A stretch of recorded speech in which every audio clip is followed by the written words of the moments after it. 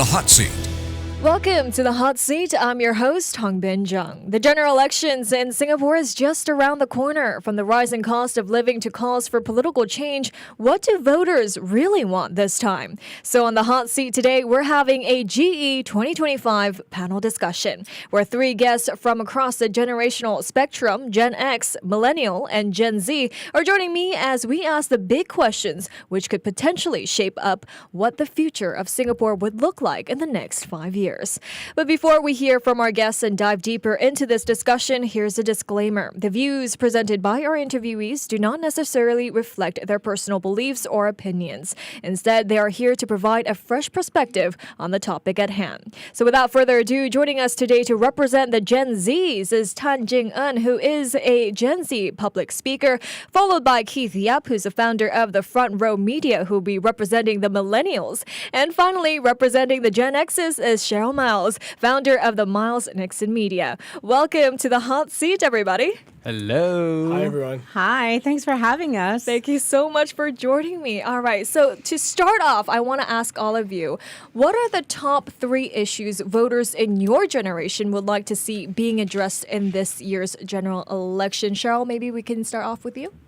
I think the most pressing concern, of course, is the Trump tariffs and how that's going to impact our economy. But I guess the top three, that aside, would be for my generation, retirement adequacy, job security, which I think is really close to our hearts, because I've had friends who are facing retrenchment, have been retrenched. And the third thing, I guess, for everyone would be cost of living and housing as well. So in that respect, though, I would say as a midlifer, as a Gen Xer, I think this is like actually the time of our lives where we feel like we're the most powerful, the most purposeful.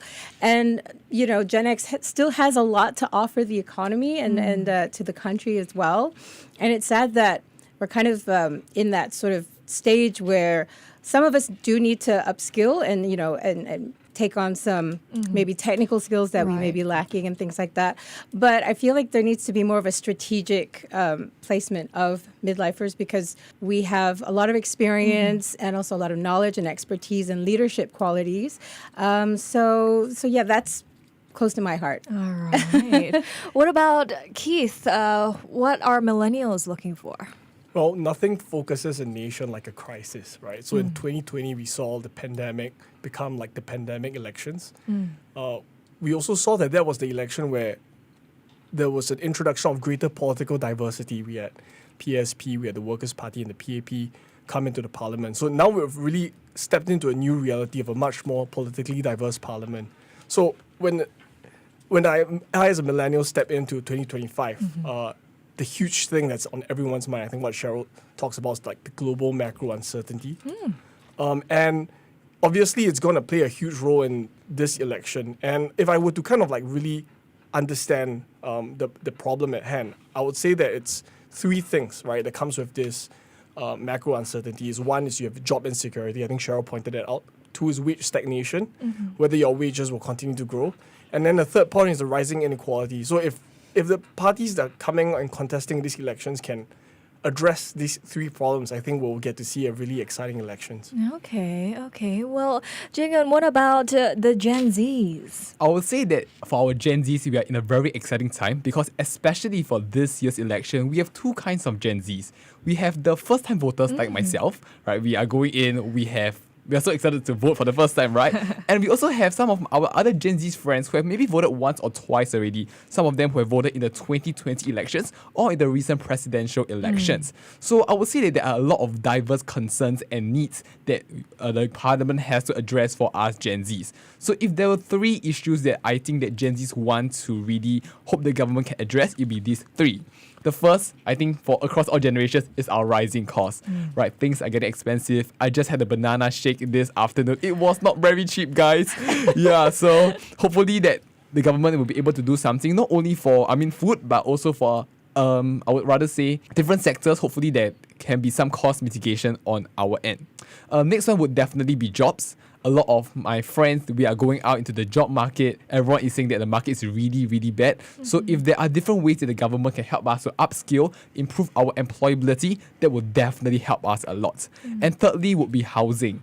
Because just like myself, my other friends, we are all very excited to go out into the world, and of course we need a roof to stay under, right? So whether is it the BTO, whether is it trying to manage house costs, if the government have different measures to help us, that would be really, really useful. Right. Well, it looks like across all generation, the rising cost of living is a top concern. Cheryl, a popular school of thought is the claim that the older generation has it easier because back then everything was cheap. So as someone from Gen X, how would you respond to that? And what do you think political parties today should be doing to address rising costs in a way that's fair to both older and younger generations? Or are the current policies and support to tackle the rising cost of living enough? So first of all, I don't really think Gen X is the older generation. That's true. Yeah, thank you for that. I feel like, it's the Merdeka generation, which would be my mom and my dad's generation, that really laid the foundation for the country. And I wouldn't say it was easier for them either, because it was post-war and they had their own fair share of struggles. And just like my generation and today's generation also. So I don't think we should compare like who's cheaper and whatever, because there are a lot of opportunities present today for today's generation that I didn't have when I was growing up. But I guess to answer your question, what I would like to see in the future, and just going back to what Jing said as well about for you guys coming out into the world and finding affordable housing, is because I got married very late, and I got my first flat when I was 41. And as you know now, like the single scheme is the minimum age is 35, which I think is too old. Right. And I would like to see the cost, sorry, not the cost, but the age drop down to like maybe something like 28 or something like that, and maybe like a co-living situation where singles can get together and live together and, and start forming other life skills that you only get when you are living on your own, right? The other thing that I would also like to see is, so in my generation, I think one thing that impacts the Gen X is career transitions, either the fear of being redundant or having to upskill and all of that. And so sometimes this transition can lead to maybe those starting a consultancy or joining the gig economy, as we call it, right? And I read this stat that said there's 1 in 5 gig workers in Singapore. And I feel like this also correlates to how few Singaporeans are actually prepared for our retirement. And I would like to see a bit more support, I suppose, for gig workers in terms of CPF support or some kind of, wage increase. I think we can all agree that we would like more money. Of course, we all love money. Yes. And a third thing, just to close off with this, is that economic stress leads to emotional stress, right? And I feel like the mental health challenges that we're facing in a climate where the economy is uncertain and everything, we really need to pay attention to our well-being and also how we handle the stress. And I feel like more can be done in this area. I see. Well, Keith, you're in the middle since you're a millennial here, and you're seated right in the middle as well. And millennials, they're dubbed as the sandwich generation, juggling rising costs while possibly taking care of a young family. So what key messages do you think that people your age would be looking out for in order to help you decide your vote? I'd like to first add to what Jing shared earlier about housing costs. I think if you look at the inflation data for the past 2 years, like just the past year, core inflation was about 2.4 to 2.7%. But your housing, especially in terms of resale flat, you're hitting about 10% in terms of price increase. So I think bulk of the inflation anxiety that many people feel, millennials and Gen Z, is really concentrated around the housing costs, right? If you want to buy a resale flat, if the price is increasing at 10% per year, it's really worrying. So I think a lot of people are concerned about that. So that definitely factors in. But I think there is another point that might be interesting.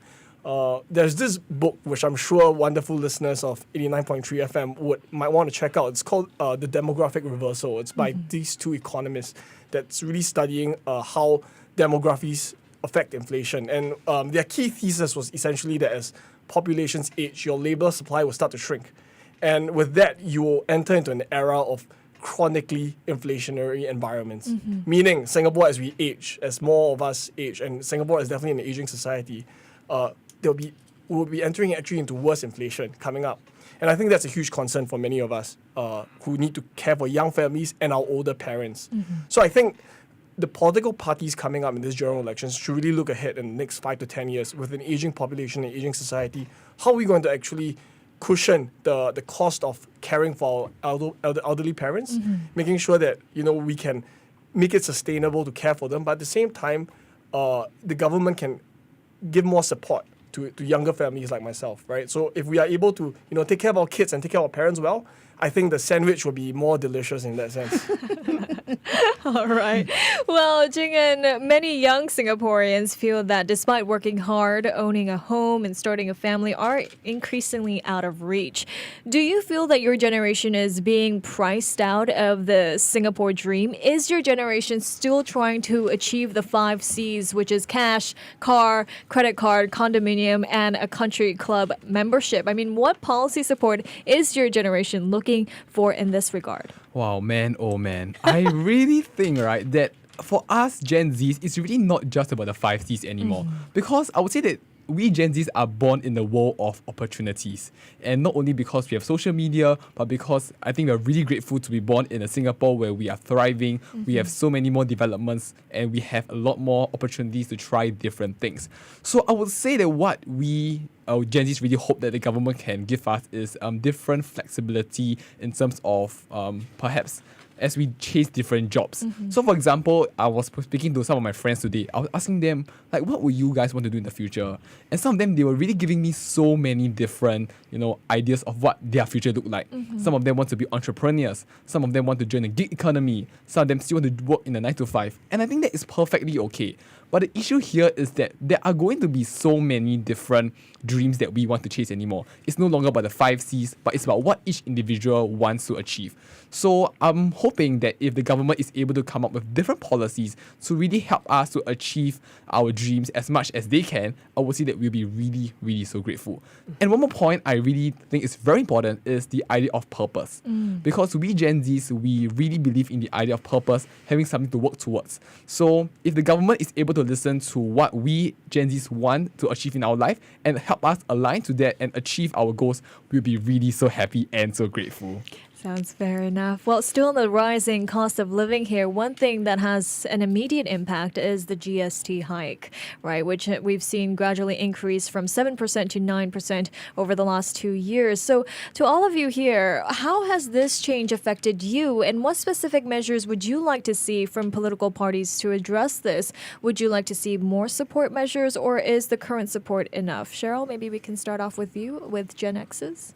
Well, like most Singaporeans, I feel the pinch as well. I'm also a business owner, so the rising cost of, so when I import things, also I have to pay for the GST on that and stuff like that. So I think that there's a lot of great effort on the government's part with the CDC vouchers and all the rebates as well. But I feel like we need more long-term structured support.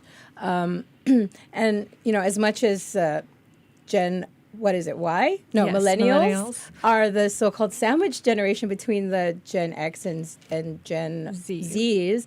I would say Gen X is still also quite sandwiched because, our parents are also aging and they're older than your parents, I would say. So there's a lot of concerns for, I don't have kids, but I know that my brother struggles with that as well. So some support for the sandwich generation, for both sandwiches. Yep. So for better sandwiches. Yes, for better sandwiches. What about for the millennials? Yeah, so if you look at the GST voucher packages, we have cash for immediate support, MediSave for your seniors, and then we have utilities, and then also the conservancy charges. I think what will be helpful for many of the younger millennials who are working, I think would be two fronts, right? One is, especially if you're lower in income, I think more cash support directly to them will help a lot. Especially those who are maybe impacted by loss of jobs, or maybe they have some form of wage stagnation. I think more targeted support and cash support would be useful. And then the second one is the MediSave support. I think if there is a chance for us, not just millennials, but across the board, to have more MediSave support to encourage people to take charge of their health, right? To get financial support, to do more preventative healthcare. Right, my wife is a doctor, so she always monitors what I eat. She makes sure that I does my annual checkup. But not everyone's wife is a doctor, so it might be useful in that sense to kind of create incentives for us to take charge of our health. I think if we can kind of nail these two things right, and political parties can kind of see these are the ways that, the way we can redistribute some of the gains from the GST hikes, I think that would be very useful for the millennials. Okay, what about for Gen Zs? On our end, I would say that I really resonate with what Keith and Cheryl mentioned, whether it's just supporting the lower income people to help them to manage the cost better, or also towards the health front. But I would say perhaps something a little bit more special for the Gen Zs is in terms of upskilling. Because for us, I would say that we are in this time where there is so many uncertainties in the job market, and what is important for us is to remain relevant. Right. Yeah, and that also not only help us as individuals, but also as a nation. So that even though we might face a lot of uncertainties overseas, whether is it the US tariffs, we can always stay strong against all of these challenges. So I would say that if the government is able to provide some support in terms of helping us upskill and always remain relevant, I would say that it will be very, very useful. Okay, so you mentioned Trump tariffs there, and so let's talk about it. I mean, we are navigating a period of considerable global uncertainty with developments such as the Trump-era tariffs highlighting the complex interplay between international policy and domestic well-being, a factor that may warrant closer consideration as we head to the polls. So are these global issues, in particular the Trump tariffs, a huge key factor this time round for voters of your generation to consider, or is it not? Cheryl, you did mention it was one of the top concerns, right? Oh, absolutely. And I think Singapore has navigated many storms in the past already. So this is no different.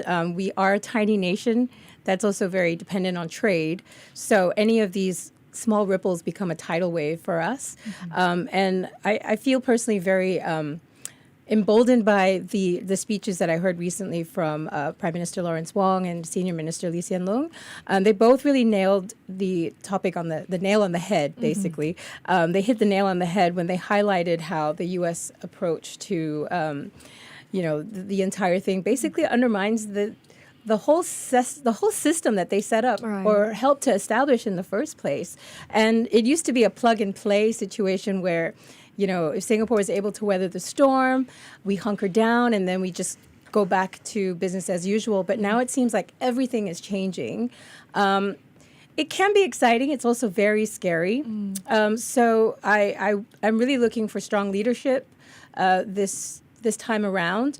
And also not just strong leadership, but just someone who can, remind us that our strength as a nation is also how far we've come, And I really appreciate the sacrifices that the Merdeka generation has given, because look at all the opportunities that we have today. And I even see that with some of the local music that we produce and our local sports talents as well. And that wouldn't have been possible without the sacrifices of the generation before. But moving forward now, and even just echoing both what Kevin and Jing have said, it's like, we want purpose, we want a bit more autonomy, I think, and so that we can navigate this together. It used to be back in the day where it's like we just get spoon-fed and we follow through whatever we're told that we're supposed to do, just be obedient and listen, right? And just do our part. But I think now we want to all kind of know the role that we play individually so that we can come together stronger. I see. Well, what about you, Keith? What about millennials here? Do these issues matter? Yeah, I think if I were to echo Cheryl's point, it's like Singapore is it's a very trade-dependent open economy. So, trade is like 300% of our GDP. That's a lot, right? That's huge. It really shows how trade-dependent we are. So I think voters, when we head to the polls, you might not think of trade fragmentation or tariffs as an issue, but you'll feel the effects on it through your job prospects, through the kind of wage increases or bonuses you might get, right? Companies become more tentative to employ, so the job market gets tightened. You also have an issue of foreign direct investments. People are less willing to put money abroad now, especially if you're an American MNC. So, for example, manufacturing accounts for 20% of our GDP, right? And a lot of your manufacturing is in high-end manufacturing. You're talking about semiconductors, petrochemicals, things like that. So the moment you don't have a open and functioning supply chain, everything gets more expensive. So if 20% of your economy that's so important to contribute to your taxes is hit this hard, there'll be a lot of jobs and job losses and job insecurity going forward. So actually, if I were to look at the policy schemes that I hope the different parties will put forward, it's really about helping job seekers and people who will be economically affected to find a footing. So a good example is like they recently launched the Skills Future Job Seeker Support, right? I think it's about $6,000 over 6 months for those who are involuntarily unemployed. What I think would be useful is that if we could expand the scope, so maybe helping millennials who are looking for jobs, even the Gen Zs who might not even have gotten working experience yet, to give them that form of bridging support, and also to increase the income ceiling or the income floor. Right now it's about 5K, less than 5K a month, then you get the support. But people who are earning 6, 7K might also be affected, right? With this kind of headwinds, I think we should try to expand our support for those people who will be economically impacted. So this is really what I hope the political parties will go forward, looking at the segments who are the most vulnerable to these trade shocks and how we can support them. Okay. Well, Jing, and what about Gen Zs? Do these global issues matter to Gen Zs? I mean, definitely. Whatever affects the other generations will always affect the Gen Zs. I think Keith has given a very comprehensive take on the entire economic situation. So I'll just really focus on what the Gen Zs really would like the help of the other generations, which is I think that fundamentally we really have to work together to really overcome all of these challenges. Right? I mean, for the fact that three of us are sitting here together, I think that really shows that we are really concerned not only just about our own generations, but also what are the other generations are going through. So I would really say that if there are different ways where the government can get the generations to work together to have discussions about what is important and perhaps also further discuss about how each generation can use their own strengths and talents to help each other, they'd be very useful. All right. Well, moving away from Trump tariffs and the global issues here, Singapore has been actively pushing towards sustainability as well, from the Green Plan 2030 to initiatives around clean energy, food security, and waste reduction. So maybe we start off with Jing here and about Gen Zs. How important is a party's environmental stance to Gen Zs when deciding who to vote for? And do you think that the current efforts are ambitious enough to secure a livable future for your generation? On my end, I will say that the government has been doing a really amazing job in terms of building Singapore as a clean and green city. So I will say that thank you so much really for really making Singapore such a beautiful place to live in.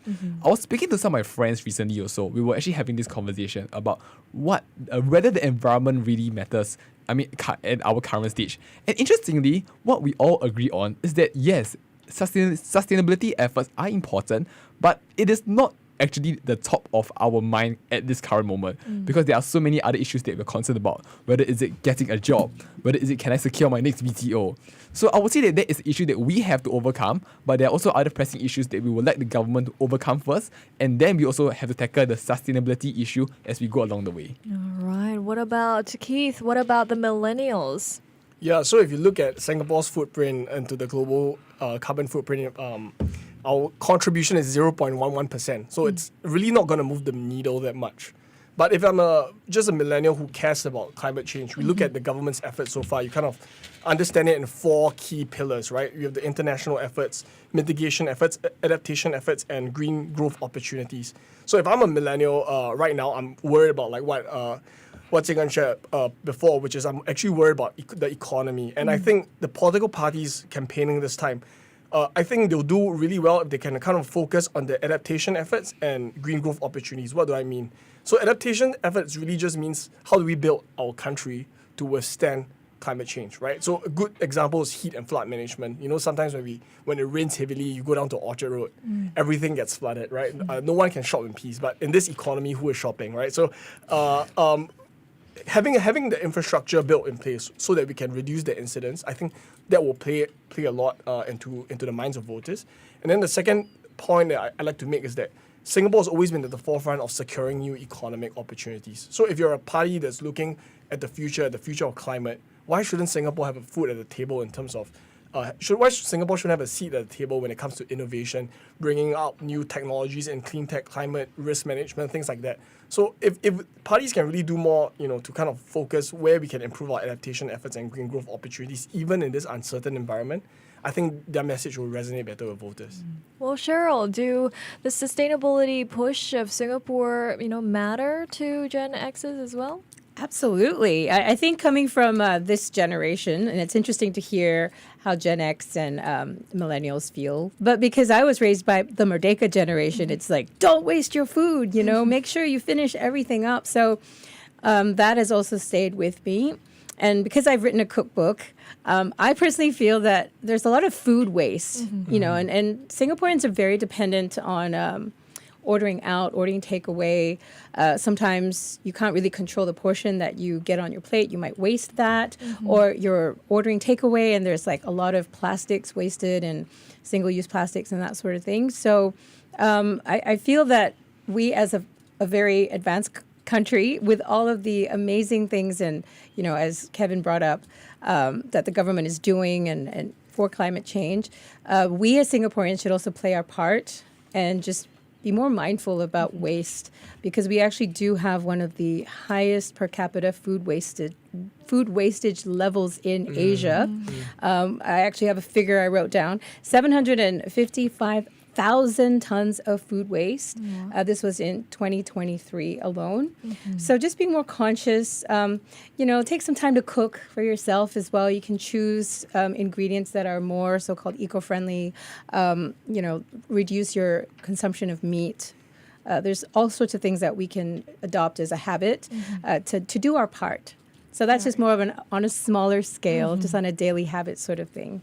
All right. I think we discussed some of the key issues that may be playing out during the campaign period. But for the past couple of weeks, political parties have ramped up, their outreach with communities, whether it be on the ground, meeting voters face-to-face, door-to-door, conducting interviews with different media platforms, or even rallying voters on social media. Of course, each voter must do their due diligence, to research and read up on the different policies each political party stands for before they cast their vote. So how do voters of your generation mostly get their information about GE-related issues? How should political parties use those means to their advantage to reach out to your generation? And what should political parties be doing better to connect with your generation? Maybe we start off with the Gen Zs? Right, sure. So for our Gen Zs, we are definitely on social media, right? And I think that is a very common platform for all of us to access. And I also saw a lot of political parties using social media to engage the different audiences, not only our generation, but also other generations as well. And for myself, I also access different news outlets, for example, Straits Times, etc. And I think these are very good sources for us to understand a little bit more about what is the direction of the political party and what are the goals that they want to achieve. So to the question about how can they better engage us, I would say that for us Gen Zs, we really want to know how they can solve our problem. So we definitely appreciate the stories that they share about their background, but fundamentally we still want to know what is the actionable steps that they can take to really help us solve the different issues. Whether is it being able to solve the rising costs, whether is it solving the BTO issue, etc. If they can really help us to navigate and convince us that they can do a good job, we will definitely be impressed. All right. What about millennials, Keith? Yeah, so I think Jing raised up the point on social media. I like to take a different angle, which is what is the equivalent, the modern equivalent of a rally today, right? So I think if you go back to 2011, we're used to stadiums, people going up in the grass fields, gathering people, and then COVID came, that didn't really materialize. So what's the modern equivalent today? Maybe it's live events, maybe they'll be hosting people, having town halls. I've seen some parties doing these grassroots outreaches. And hopefully we get to see an evolution of having that face-to-face interaction of political parties going out and canvassing votes in that way. But I think fundamentally what I really like to see from the politicians, it's what's the vision of Singapore that you have, right? There are challenges that will always be there. Like inflation is always going to be here. We're never going to enter a deflationary environment. There will be problems that we'll always have to navigate and grapple with. The question is then, like, what would an ideal Singapore look like to you?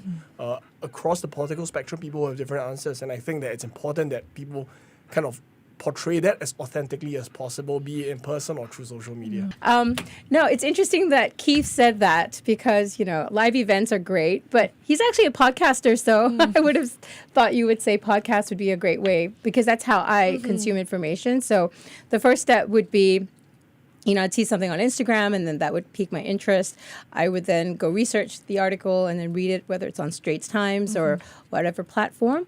But if it's a podcast, then I would, definitely go look for it and listen to the whole thing, which, by the way, I like to watch my podcasts on YouTube, which is what Keith does. So go check him out. But yeah, so I don't really engage on TikTok, but I do like that some ministers are reaching out to the youth on TikTok. Right. I'm a little disappointed. No one said Money FM 89.3. We have GE-related content every day. That's already expected. We already assume. Yeah. We already assume no that. worries. I'm just kidding. But yes, do tune into Money FM 89.3. We have great GE-related content. We will keep you up to date on every election details that you need to know before you cast your vote. But on that note, just to wrap up our conversation here, what kind of leader does Singapore need? And if you could advise political leaders from your generation's point of view, what would you say, Cheryl? Ooh, I was thinking about this, and what's really interesting is if you think of our entire history, Singapore was actually built in crisis.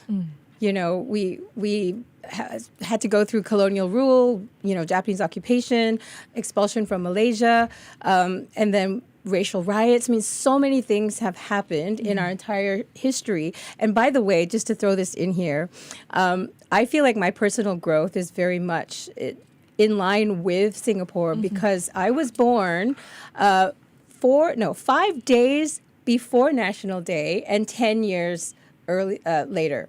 Sorry, am I getting the math later. right? So I'll be 50 this August. I can't tell. Just before National Day. Oh, thank you. You look like a millennial. Thanks so much. I don't feel 50, but I feel very excited to be 50 because having, grown up with Singapore in a sense, right?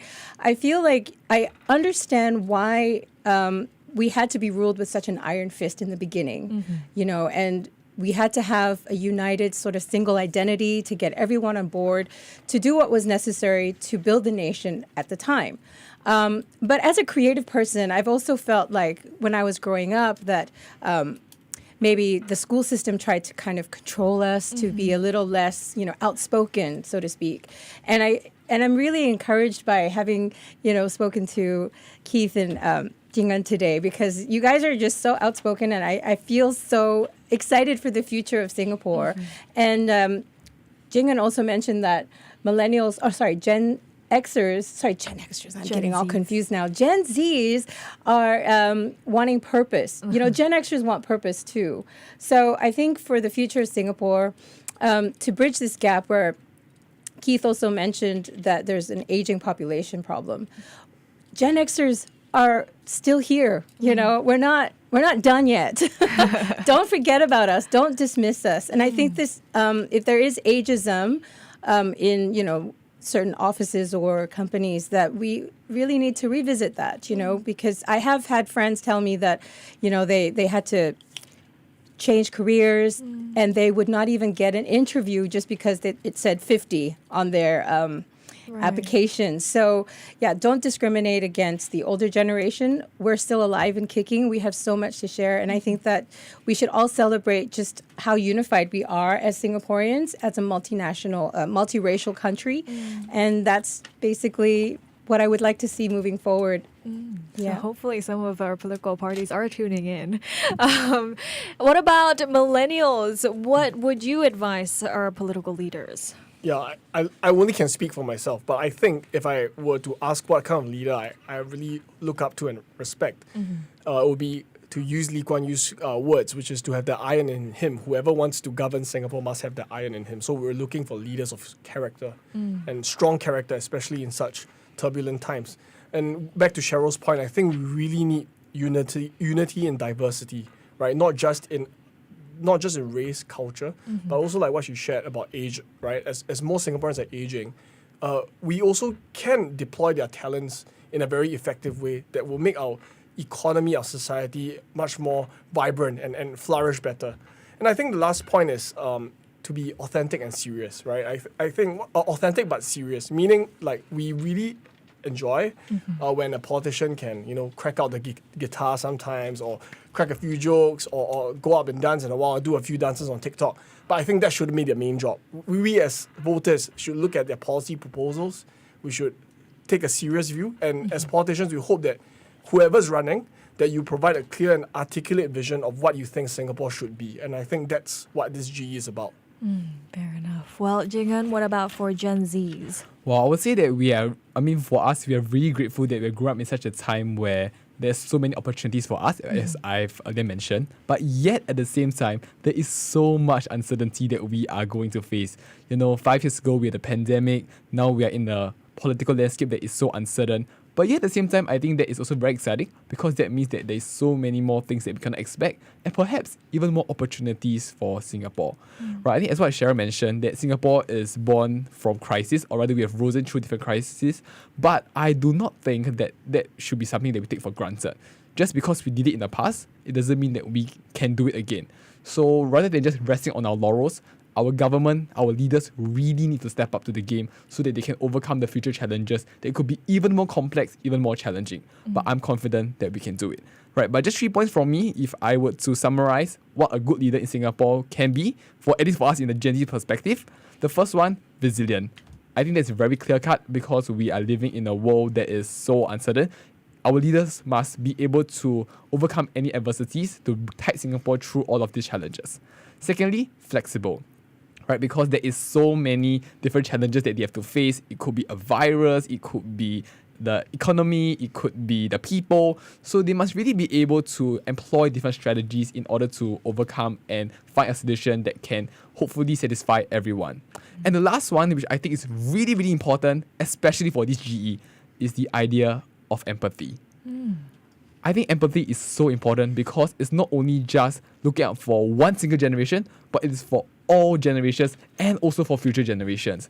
So our leaders must not only be present looking, but also forward looking, because it is not just about 2025, it is also about the next 40 years until we reach SG100 and even beyond. Right, that was amazing. Well, thank you so much for all of you for coming down and joining in on this discussion. I think we've gotten great insights from all of you on how the different generations think and what they're looking for this year's general election. Thank you so much for joining us. Thank you so much. And you should buy Cheryl's book. You should buy Cheryl's cookbook. I'll have to buy it now since you plugged my podcast. Yes, and most importantly, please tune in to Money FM 89.3. Yes.